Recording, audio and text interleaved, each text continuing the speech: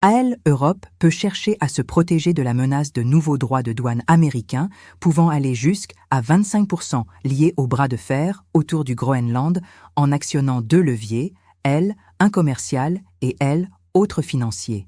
Le premier consiste à envisager des contre-mesures tarifaires sur un large panier de produits pour un montant de L, ordre de plusieurs dizaines de milliards.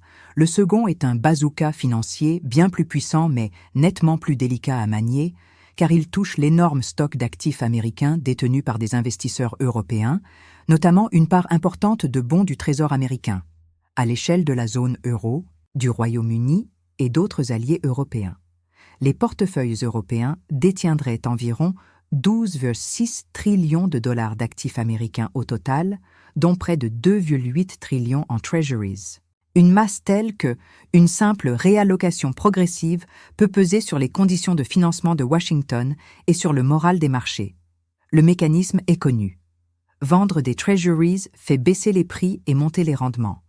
Et des rendements plus élevés se transmettent au taux des crédits immobiliers, aux coûts de financement des entreprises, aux valorisations et, surtout, à la charge d'intérêt du budget fédéral, alors même que le déficit impose d'attirer en permanence de nouveaux capitaux lors des adjudications. On comprend ainsi pourquoi, lors d'épisodes de vente, les rendements peuvent grimper rapidement tandis que les prix reculent, signe que les investisseurs réduisent la duration et exigent une prime plus élevée pour détenir la dette américaine.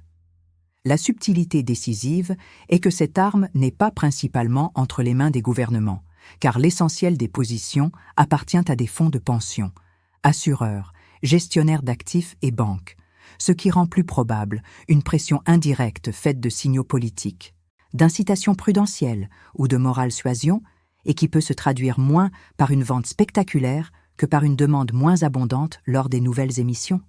Certains acteurs institutionnels ont déjà commencé à réduire l'exposition au dollar et à rapatrier des capitaux pour des raisons de diversification, de risque de change et de valorisation, ce qui renforce l'idée que un changement peut venir de la somme des décisions prudentes plutôt que une action officielle unique. DR ou la nécessité de prudence.